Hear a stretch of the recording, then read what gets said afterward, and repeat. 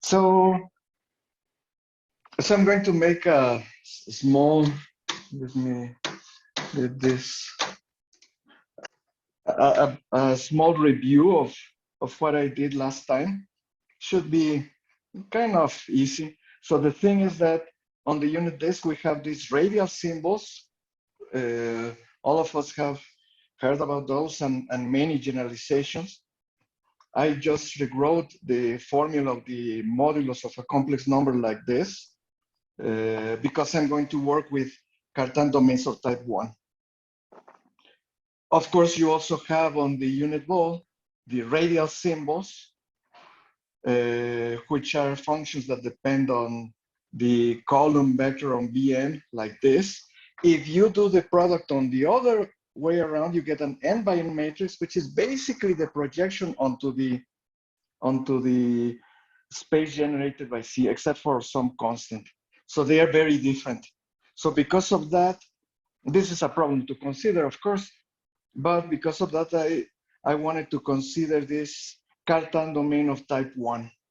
So you have n by n complex matrices, much more symmetric, that satisfy this condition, the same kind of condition that defines the unit disk. This is equivalent to this other condition. They have the same eigenvalues. And I wanted to consider two different types of symbols. I call them left UN invariant, the symbols that depend on this kind of modulus taken from the idea of the unit disk, the square root of C star times C. So you have here C star C, and the right are C star, the square root. So I consider these two types of symbols. Raul, wait a minute. So in the first case, it would be a symbol which depends on joint radial. On just one parameter, square root of the. Oh no, we're already on symmetric matrices. So the introduction was about the in the ball unit ball. In that case, you have a much more different situation, but in this case, the situation is symmetric. Sure. You might even guess that these are the same kind of symbols, but they are not. They are different. I also mentioned that on this Cartan domain of type 1, we have the biholomorphisms that fix the origin. It's just kind of conjugation, well, left and right action by the unitary group. That's the set of all biholomorphisms. There is some intersection between the two of them. The actions are not completely disjoint. If you multiply by a constant circle multiple of the identity, both of these groups have that transformation, the action on the left and on the right.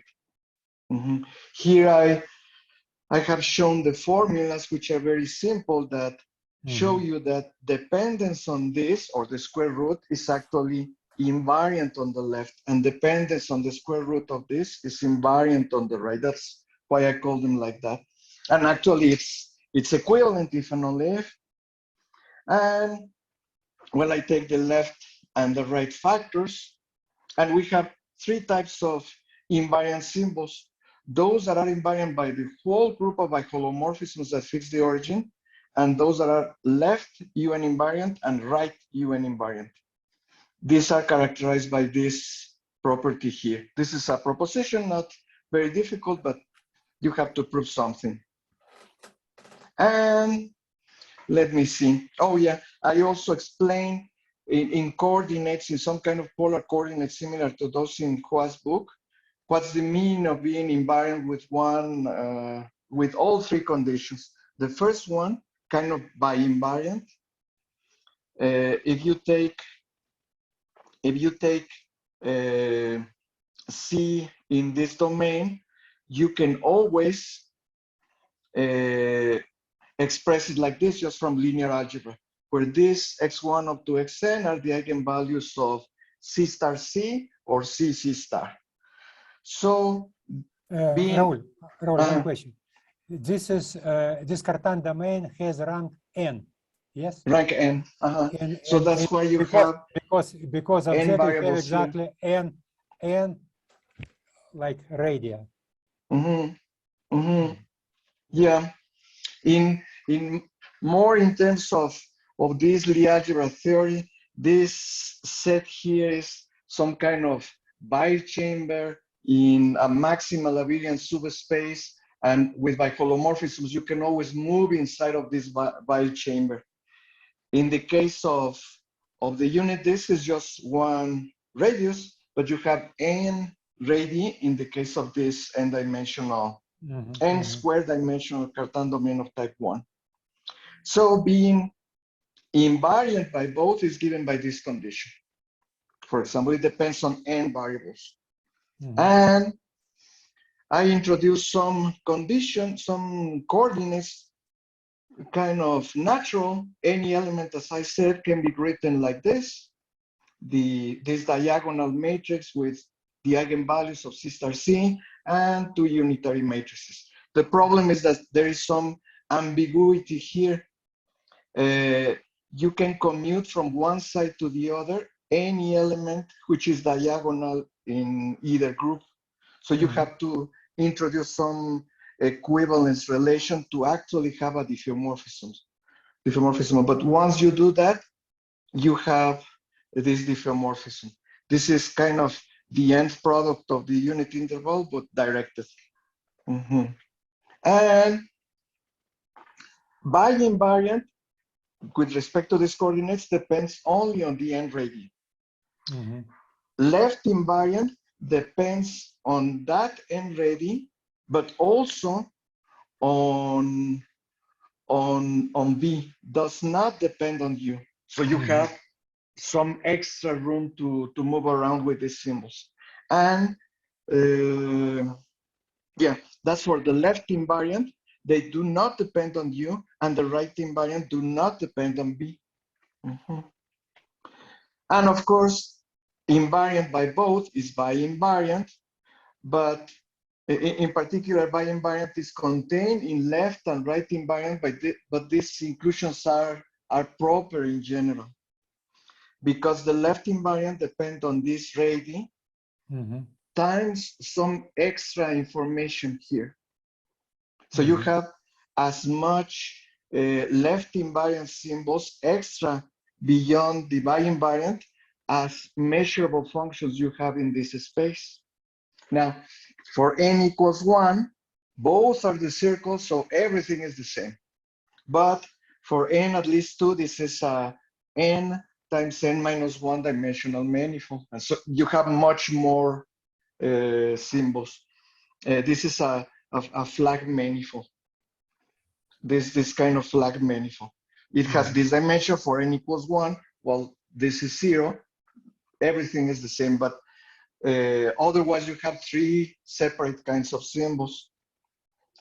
And I mentioned that the basic information about Toeplitz, you have the Berman kernel, the weighted measures, the Toeplitz operators, and following these ideas from representation theory, we want to take these groups, the whole group un times un, and the left and the right factor, and let them act on the Berman spaces and decompose into irreducible subspaces, because the Toeplitz operators invariant by these actions, with symbols invariant by these actions, are going to leave invariant these irreducible decompositions, and you can kind of diagonalize in some cases. The first observation is this: as with any bounded symmetric domain center at the origin, the polynomials are dense in the Hilbert, in this Hilbert space, in the Berman space. So by decomposing by degree of the polynomials, you have a Hilbert direct sum like this. In fact, this is already a decomposition into irreducible pieces. So the thing is that when you have a compact group, you can decompose as the sum of irreducibles. You collect all of the same isomorphism class. every such piece is called an isotypic component. And this is precisely the isotypic component, while you vary D, that decomposes these Berman spaces. This is called the isotypic decomposition, in this case for the action of T. The thing is that... Just a question to make more precise. P with upper index D means symmetric polynomial of degree D. Oh, yeah, I guess you have to be careful. The P, just like that, is polynomials on the entries of this matrix. Yes. And with the polynomials, no symmetry or anything, on the entries of these matrices with degree D, homogeneous polynomials of degree D. Homogeneous polynomials of degree D on the entries of this. And being homogeneous, if you act by multiplication by T, the T is going to come out as T to minus D, the homogeneity degree. Precisely, you have homogeneous polynomials. For n equals 1, these spaces are one-dimensional for n equals 1. But for n at least 2, this is higher dimensional. And this isotypic component is not irreducible. It's the sum of several irreducible pieces. When you have this situation, a Toeplitz operator, in this case T invariant, cannot be diagonalized. Can be block diagonalized with respect to this sum, but it's not diagonal. The action is here. And I want to consider the action of all these three groups. Well, you have the y invariant, the left and right invariant. And you wrote previously A, Z, B minus 1, and now A minus 1, ZB. Yeah, it's a minor technicality if you actually want to have an action. Yeah. So yeah, let me explain here. If the F is not here, this is to have a nice group action. Yeah, if the F is not here, if you act on here, you need A and B inverse, and that's an action because the inverse reverses products. But when you precompose transformations to define an action, you have to take the inverse. Otherwise, it's not really an action. Yeah. Invariance is the same, but this is an actual action. And well, we want to decompose this into irreducible pieces for the action of these groups. And that's what I was discussing. There is a lot of representation theory here going on to actually describe all the pieces, but it goes more or less like this. I'm going to collect here a set of indices of parameters that are going to describe the irreducible components. So it's like the natural numbers. By the way, for me, 0 is contained in the natural numbers, decreasing. And for every such sequence, the fact is that there is a subspace. Here, this mu doesn't mean homogeneity degree or anything like that, just a space of polynomials indexed by, well, parameterized by this mu, contained in this one over here. Mu is a collection of an integer, so its length is just the sum of all the elements. So this is a number. So over here I have the homogeneous polynomials of this degree. So every mu is going to, P mu is going to be contained in the space of polynomials with this homogeneity degree. Wait a minute. P mu. Repeat again. What does it mean? P mu. P mu. So you have a tuple mu which M1 up to Mn. Yeah. So the key is kind of here. For every mu, there exists a subspace that gives you this Hilbert direct sum. Now, to actually fully describe this space is not so simple. I can give some ideas, some clues, but there is some information about this, but kind of say, like in the case of the unit ball, it's precisely all the products of C1 to the alpha 1, Cn to the alpha n, where the sum of the alphas is some number. It's not as easy as that. You really have some space. I can give you at least one polynomial that actually lies here, and the rest are obtained by taking the action of un and move it around. So at the moment, let me just say that there exists a space like this, so that you have a Hilbert direct sum decomposition. And this is the isotypic decomposition for un times un. This subspace, in particular, is invariant by the action of both un left and un right. And furthermore, by this action, both sides, this is irreducible. That's the claim. Raul, sorry, one question more. So you may think about P mu like first matrix in the power m1 times second to the power m2, and so on, last to the power mn, and then all permutation about these matrices. You mean that's the description of P mu? No, it's just example of matrix that belongs to P mu. Let me give you a so this is going to be actually new. Say Raul, say n equal to 2. So you have m1 and m2, and the element from that is z1 to the power m1 times z2 to the power m2 plus z2 to the power m1 times m1 to the power m2. Well, that could be a guess. Actually, I'm not sure if it actually works, but I can tell you at least one element that belongs to this. Okay. So let's take a matrix like that. And I'm going to decompose it like this. So let me call this Cj. This length here is J and J. So C11, then 2 times 2, 3 times 3, and so on.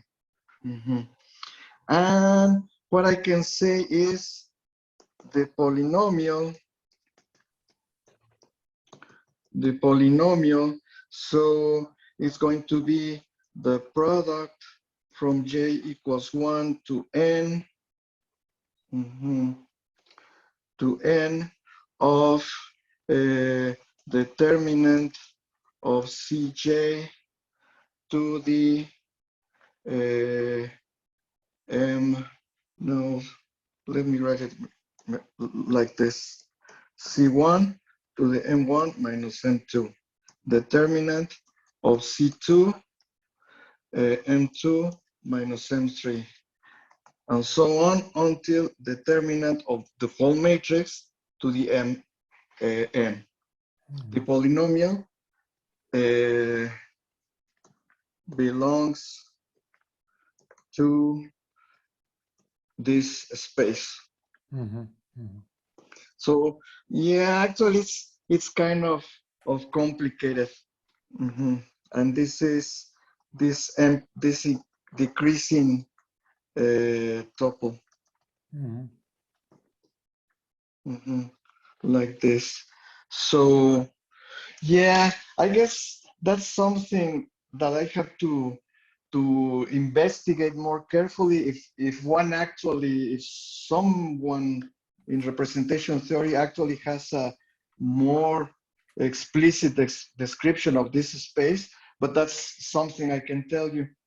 This space for this mu contains this polynomial.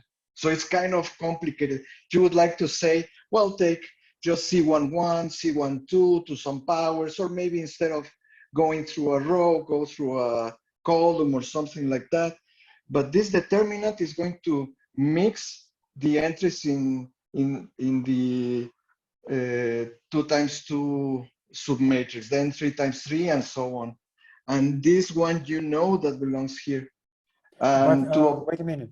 Wait a minute. The result should belong to the Bergman space over this domain. Well, this is a polynomial, so there's Yes, no problem. Yeah, but this is the Bergman space consists of matrices. You have just determinants, so it is No, number. well, this is a function of C. Yes. So as a function of matrices, Okay, this okay, polynomial, as a function of matrices, yes. so you have C actually in here, and then you restrict to the to the domain. So this polynomial is here. One way to obtain the rest of the polynomials is apply the action of un. Actually, you can do better than that. You don't have to apply all of un times un, but you can apply some transformation and get the rest of the polynomials. But even for the case n equals 2, it's already kind of complicated, because the polynomial, let's say that I call this polynomial p mu.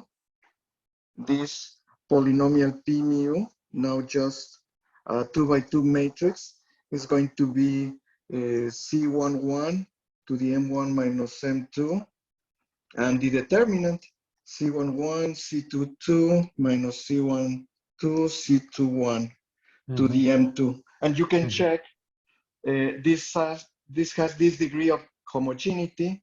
This has 2M2 degree of homogeneity. So the whole polynomial has homogeneity M1 plus M2, which is correct. So this lies in this.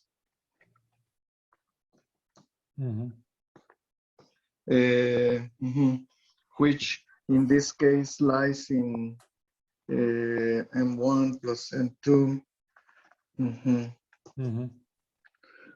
So yeah, actually, it's kind of complicated to describe the whole space. What you can do is describe some abstract properties and see how they influence the Toeplitz operators.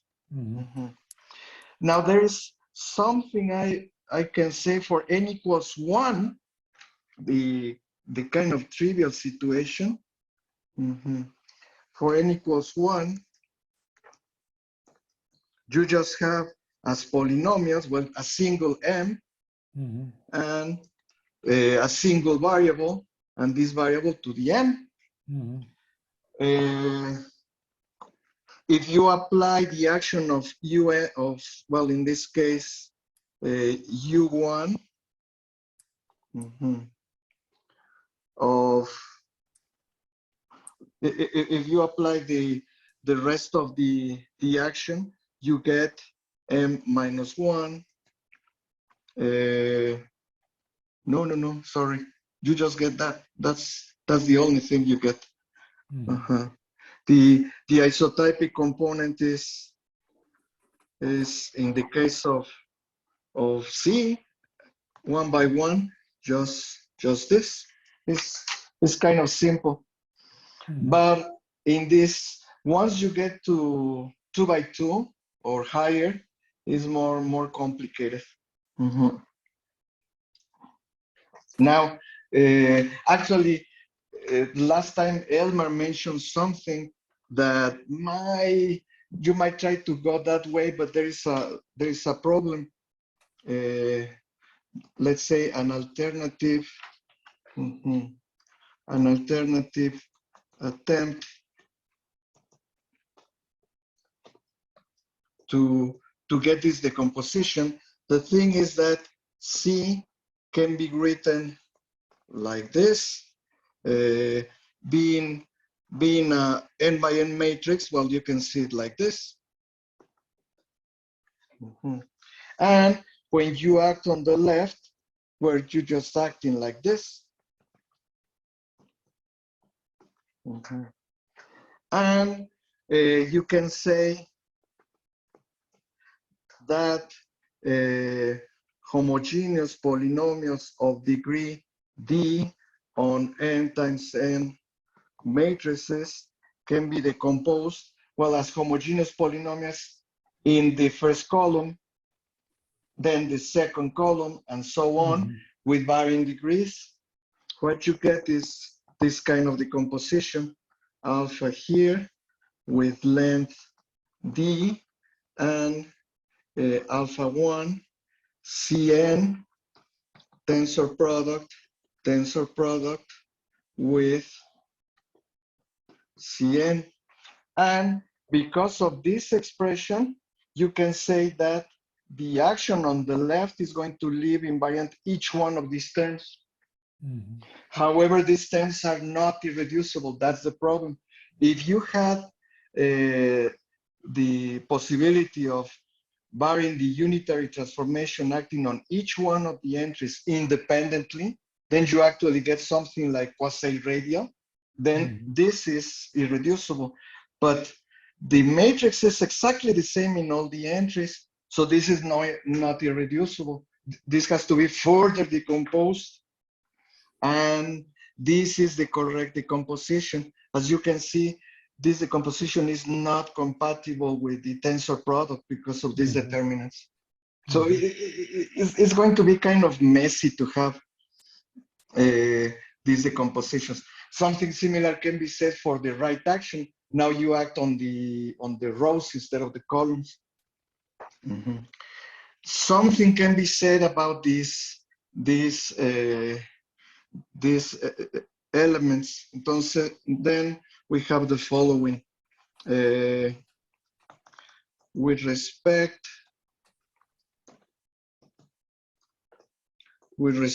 to these spaces P mu as UN times UN module, you have a left and right action. We have, there is some property here. When you have a product of two groups, any irreducible representation can be seen as a tensor product of two irreducible representations.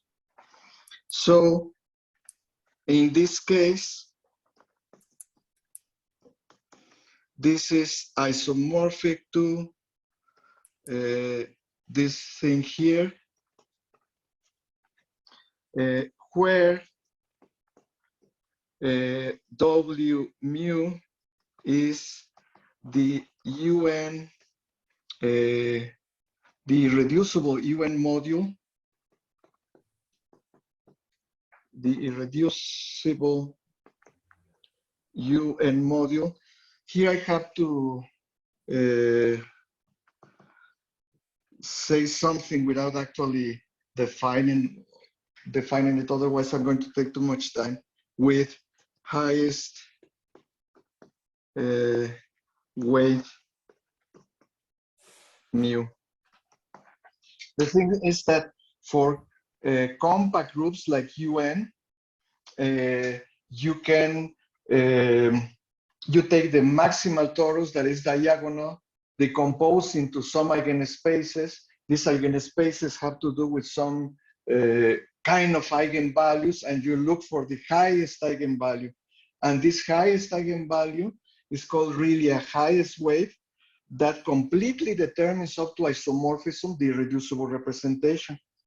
So this module, this subspace here, although I cannot actually describe it, say exactly what polynomials we have, I can at least say that we have an isomorphism. This isomorphism is over the action of UN times UN, an isomorphism with a product of two irreducible modules. This is one that is kind of defined abstractly or in representation theory, and this is the dual. It has to do with the fact that on one side I'm acting with B, and on the other side I am acting with a to the -1. So that's why the dual appears. the point is that this is irreducible. This implies that this is irreducible. Well, I guess I already said. So rather, I can say that the Bergman space can be decomposed. Here I have this and mu star tensor W mu. So this is the isotypic decomposition. The isotypic decomposition. This is the isotypic decomposition for UN times UN. But as I mentioned, all of these are irreducible and they are parameterized by different highest weights for the action of UN. So they are all non-isomorphic between each other. And it is multiplicity free.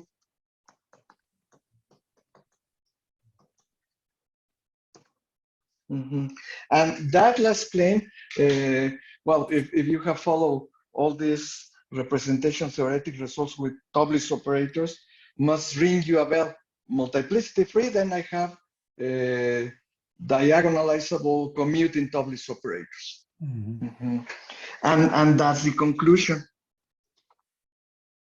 That's the conclusion. So kind of a corollary.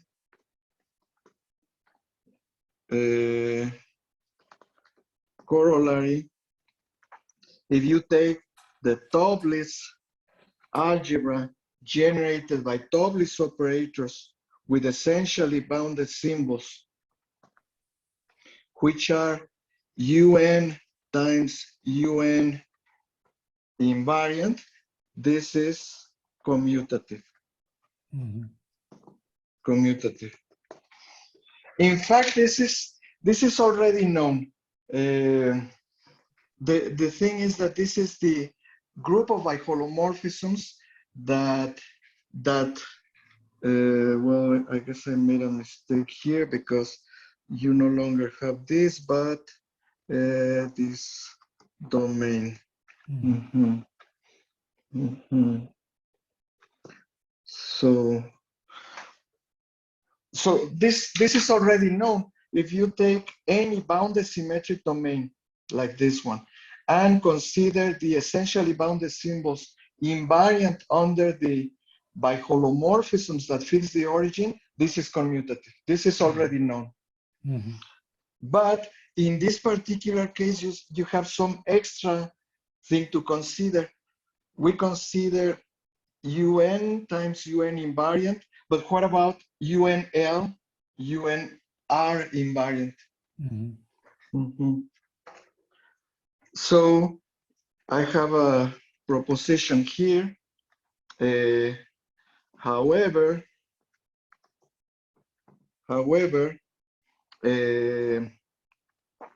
if you consider,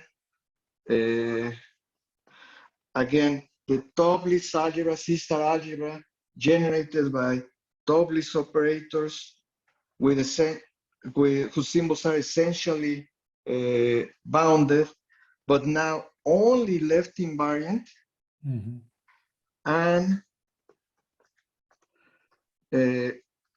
only right invariant. Here I need n at least 2, otherwise I'm back to everything the same. Are not commutative, and that's because the isotypic decomposition is no longer multiplicity free. But something interesting that appears is that these are two non-commutative C-star algebras that centralize each other. Centralize each other.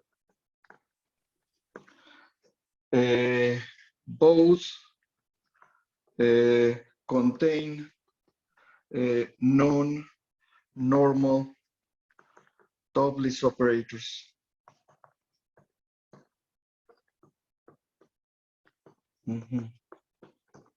Both contain non-normal Toeplitz operators. So you have, when you move to the case n at least 2, trying to copy this notion of radial symbols from the unit disk, you get 3 sorts of symbols. One of them gives you commutative C-star algebras generated by Toeplitz operators. It's this one. But the other 2 doesn't. They give you non-commutative C-star algebras. And interesting is that they commute with each other. So you can play with this to obtain some commutative Banach C-star algebras. Raul, wait a minute. Would it be this algebra just in your isotopic decomposition? In each summit, it would be matrix algebra.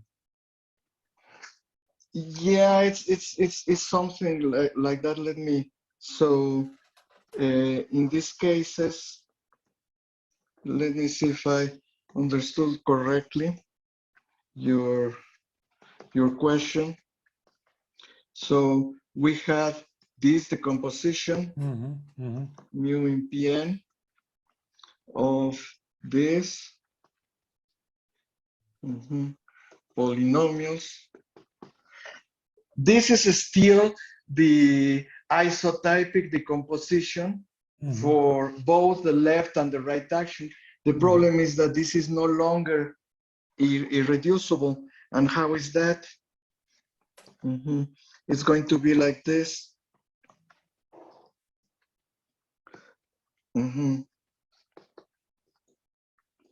So, for example, the thing is that the UNL is acting here, the UNR is acting here, and both together give you an irreducible representation. But if you act only here, then this irreducible module of UN is appearing with multiplicity equals to the dimension of this space over here. So,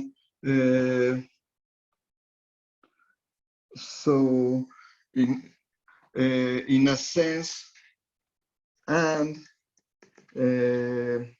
for example, you have this tensor product as isomorphic to the sum of this as many times as the dimension of W mu over UNL. Now, if you are with Raul, can I ask just a quick question? How about the intersection of these 2 algebras? Is that commutative, or can you say anything about this? Let me see. Maybe it's not going to be. Yeah, I think the intersection. Yeah, I guess I should have written about that. But at the level of symbols, the intersection of these 2 collections of symbols give you the bi-invariant ones. So at the level of yes, but the algebras. But on the level of algebra, it might not be the same. Yeah, might not be the same. You're right. So probably in the level of the algebras, both of these algebras have the same commutative subalgebra.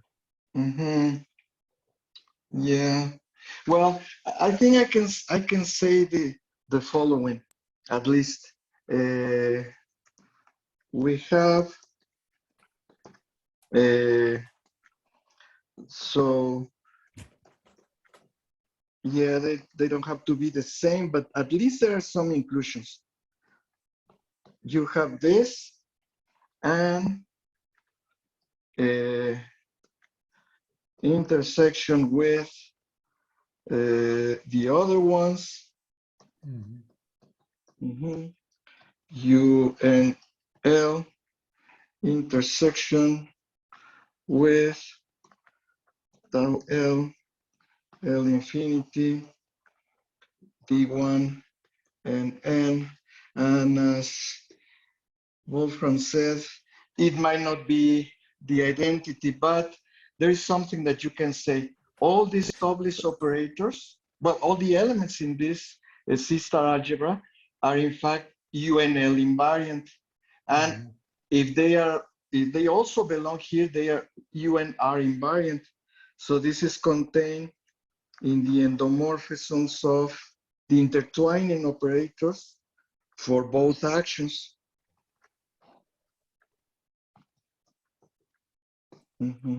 And we know that this is commutative because of this multiplicity free. I see, but so, centralizing each other, doesn't that mean they are commutative? No. No, exactly. For example, here you have, and that's where it's going to come from. If you have an operator of the form A tensor T tensor identity and identity tensor S acting on this tensor product, then they commute with each other. But here you can have many non-commuting transformations acting on this space, the same over here. I see. But it might be that there is a strict inclusion in the last thing you wrote. There is this. So, yeah, it might happen that there is a strict inclusion here. It might happen or it will.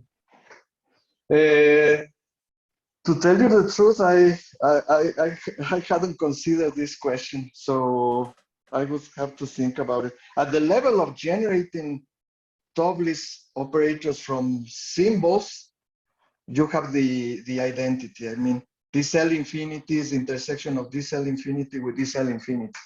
But then you have to figure out if that gives you the identity here. Yeah, but what's bigger would be interesting. Yeah, I guess so. And actually, this piece of information that appears here is exactly the reason for these algebras to centralize each other, because these Toeplitz operators, the operators in general in these algebras, preserve this action over here. But for example, the UNL invariant, they have to commute on this tensor product. They have to commute with all the transformations acting on this side. Since this representation is unitary, they force them to be of the form identity tensor some linear operator here when you have UNL invariant, and when you have UNL invariant the other way around. So the way this is proved that these are non-commutative and they centralize each other, the non-commutativity comes from the fact that the operators have to preserve these pieces over here, and they have to map irreducible into irreducible by a constant multiple. But you have several irreducible spaces, so that gives you kind of a matrix structure. This is going to be isomorphic to, well, the endomorphisms of this is going to correspond to this kind of matrices where M is the dimension of W mu. As long as for UN you have higher dimensional irreducible representations, then the endomorphisms of this piece over here is going to be non-commutative.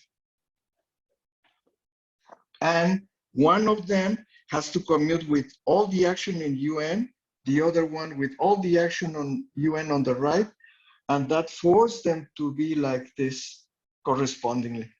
And that's why on each piece, they centralize each other, so they centralize in the whole Hilbert direct sum. Also, to have this non-commutativity, well, you have this fact, as I mentioned. You look for this property. For the case of compact groups, the C-star algebra generated by Toeplitz operators with invariant symbols by a compact group is commutative if and only if you have multiplicity free. In this case, you don't, as long as n is greater than or equal to 2, because in that case you can check by hand that many of these representations appearing here are higher dimension. And let's see. I also mentioned here that contain non-normal Toeplitz operators.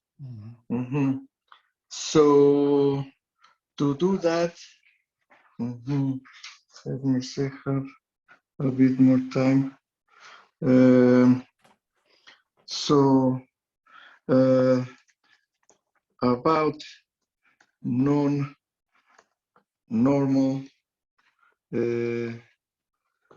Toeplitz,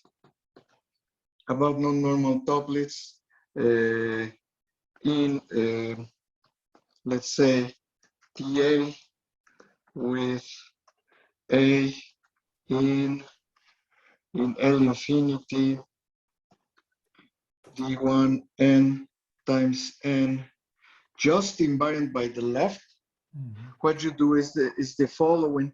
You consider the whole endomorphisms for UN L for this.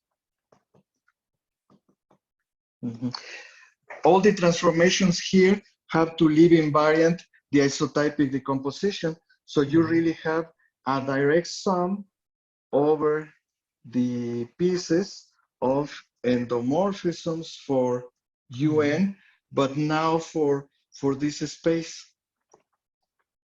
So an isomorphism here if you want. Tensor W mu. But as I mentioned, some of these are C-star algebras isomorphic to this with M the dimension of W mu. So there is some non-normal operator. You pick some A non-normal. Just in this piece over here, and you extend it to T, a bounded operator. Well, actually, endomorphisms of U and L of this Berman space, non-normal.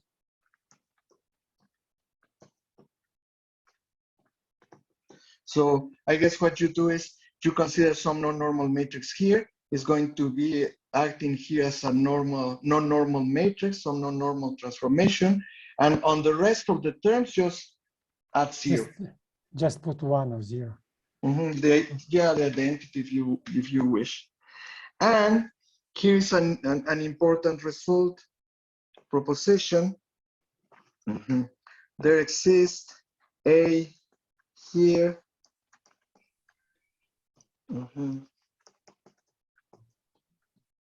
Invariant under the left such that TA is precisely T on that isotypic component.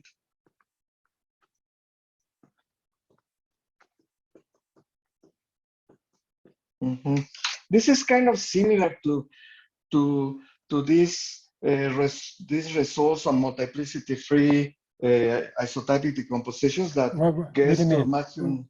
What does it mean? TA equal to T. Who's that T? Oh, the T I have here. So I had this non-normal operator, yeah. and then I extended by zeros or one, as you mentioned. I take this thing, and then I can find a symbol so that the Toeplitz operator is exactly this thing, only in this isotypic component.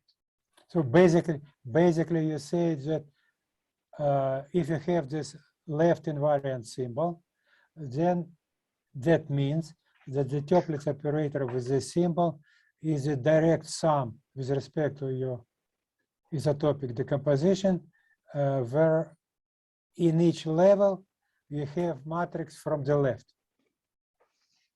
Kind of, but not matrix, but endomorphism from the left.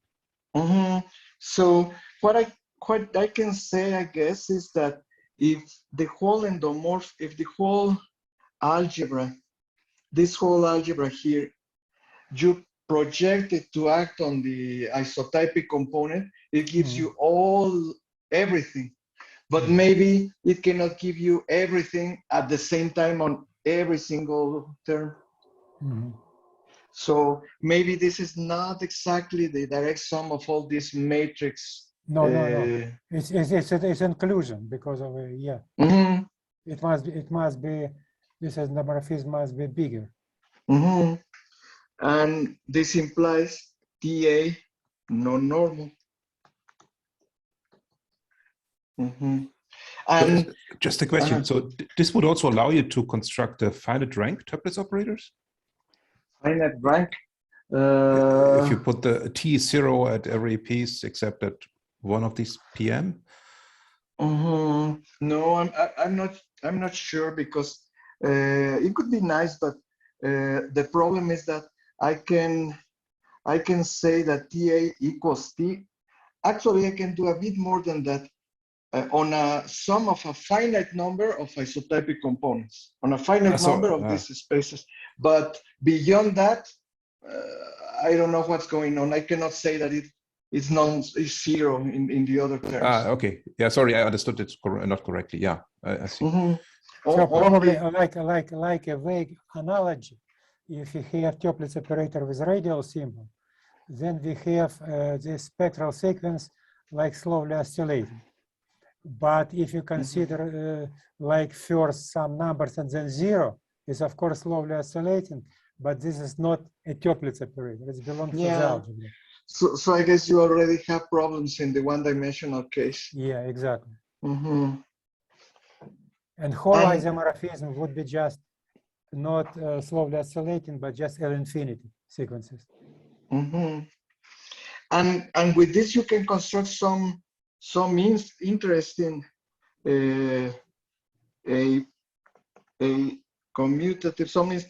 commutative algebras, a commutative, unital,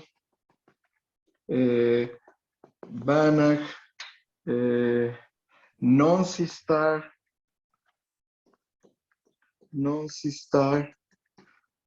algebra is given by, for example, you can consider the algebra generated. First, you throw in there the symbols that are bi-invariant, and then you throw in two Toeplitz operators with A, B, L and AB, which commute among each other.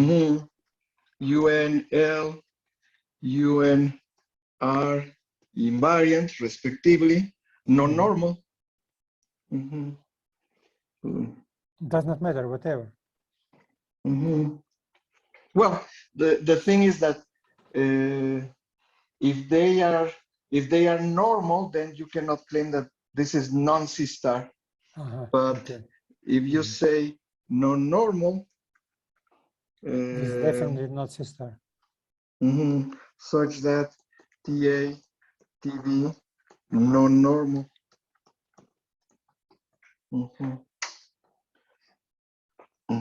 And Raul, or one of them non-normal? Just one of them, yeah.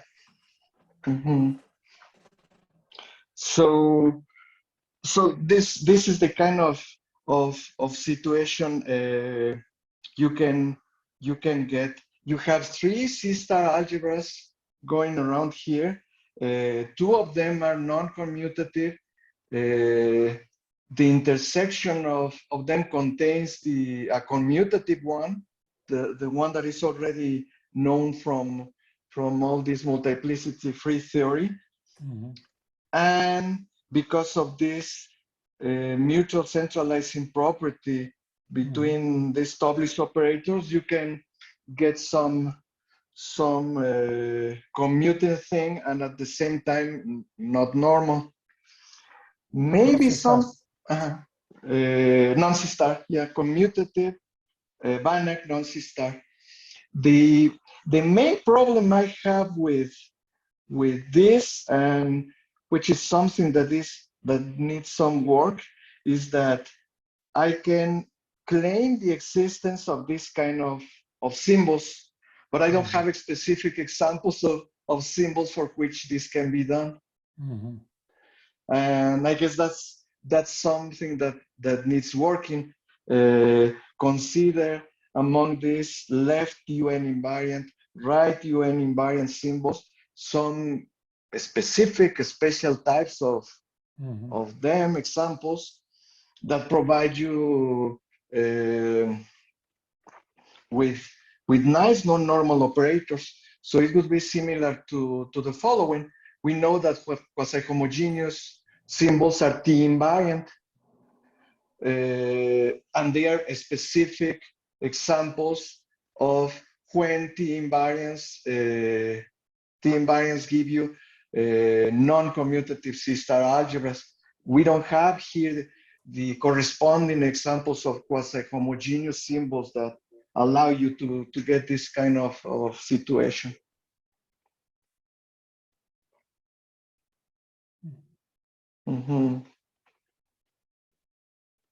So yeah, I guess these are the results, and so I guess some interesting questions have come out, like whether this inclusion is proper or not.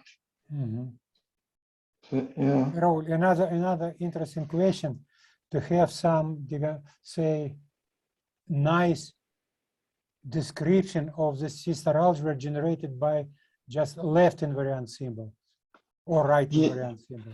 Yeah.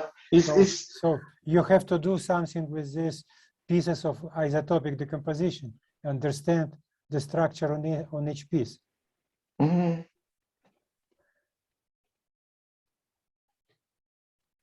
So you see, you don't have an example where this is a non-normal operator? No, but not really. Isn't that somehow the generic case? If you pick an invariant one, I mean, yeah. I guess so. So just to explain, because of this being of higher dimension, I know that there are normal operators here. That's easy. Then what I do to obtain the symbols is extend by zeros or by identities this T, then use Miroslav English density of Toeplitz operators on arbitrary bounded operators, and weak then start, weak topology somehow. Yeah. And then average over the compact group to get the correct symbol. I see, but So I guess if you take a symbol which is not bi-invariant, just a left invariant, then you would probably expect that it's not. Yes. It's not normal that the operator. I guess that would be an example. So just take any real left invariant symbol, say more or less not real valued, to avoid something. Multiplying, say, by T to some power. So just let me, this is going to be useful, I guess, some propaganda to the preprint. and the formulas will be useful. So I guess I need a symbol that satisfies this condition, but not this condition. Something like that. Look for some function of matrices that satisfy one of these, but not the other. Yeah, and then it would be, you should be very lucky if that would be a normal operator, or unlucky. Yeah. Well, I would say it's a measure 0 to have normal operator. Measure 0 set of normal, and complete measure non-normal. By the way, there is, let me see if I have it here at hand. Very easily. You know, there is this of course polar decompositions and of non-singular matrices and even operators, of course. So you have what you can say the left and the right polar decomposition. U and B are unitary, and P and Q are positive definite. But well, it's well known that P and Q are given like this. So in some sense, you can say that in the case of the complex plane, you can write a complex number R e to the I theta or e to the I theta R, and it's the same, but not anymore in higher dimensions. And depending on this is the same as being UN invariant on the left, just depending on kind of being independent of the polar decomposition on the left, and for the other one on the right. So I guess figuring out what kind of symbols you have for the different actions is more or less straightforward. Then you need some representation theory, which comes from some of it is already kind of containing Obmeyer's book, and Goodman and Ballack book is the one that gives you this classical, really, this decomposition that I mentioned here. This decomposition over here is kind of classical from invariant theory.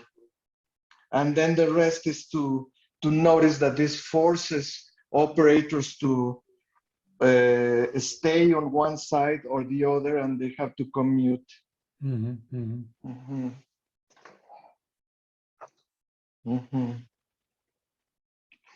Another thing would be maybe if you want to figure out some spectral formulas, which could be very nice, is to find some or also normal basis or something like that for each one of these spaces. So here I can give you one, but then you have to figure out the rest, moving around them with the action of the group. And it's a bit more complicated than what you see in the case of the unit balls, for example. But maybe possible.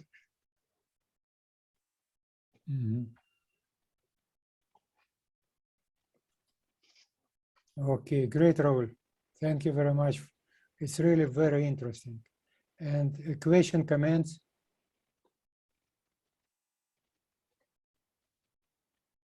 So far we have two interesting questions: whether or not this inclusion proper, and second, how to characterize, say, the sister algebra generated by left or right invariant. Maybe Elmar has a question. Yes, it's more trying to verify. Yeah, I understood well. So what we were discussing last time, the problem is you have this tensor product representation. They are not irreducible, so you would have to reduce the tensor product representation, and then you're not sure you get multiplicity free. That's the problem. It's not very helpful. What I was suggesting last time. Okay. Yeah. That's what I want to verify. So sorry about interrupting last time. No, that's okay.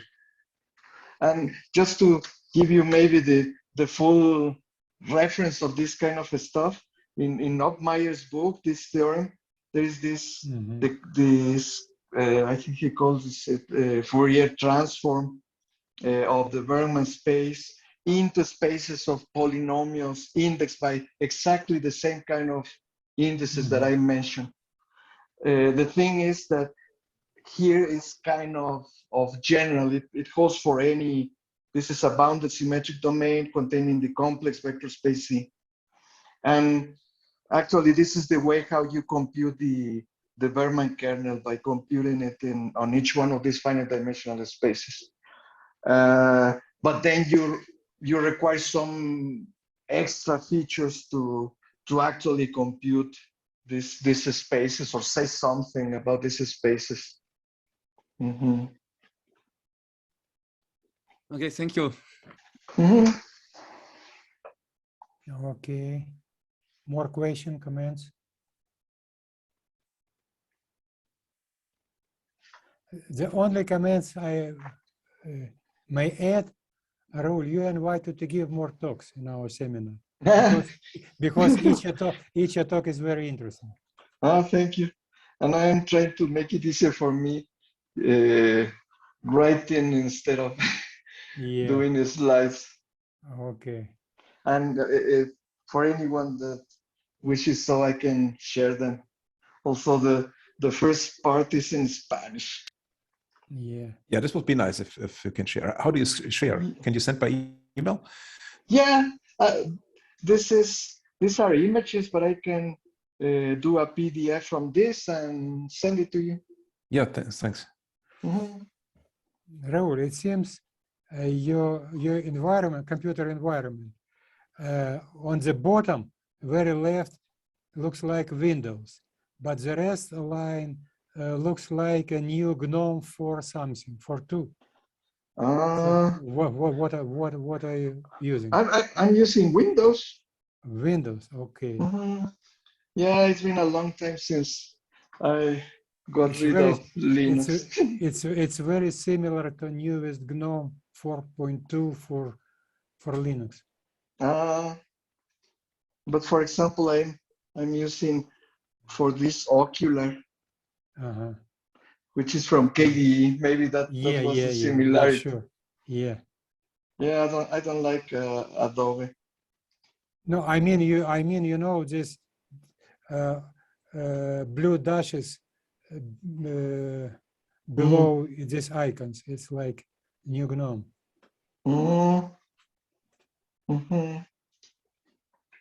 Okay, thank you very much, Raul.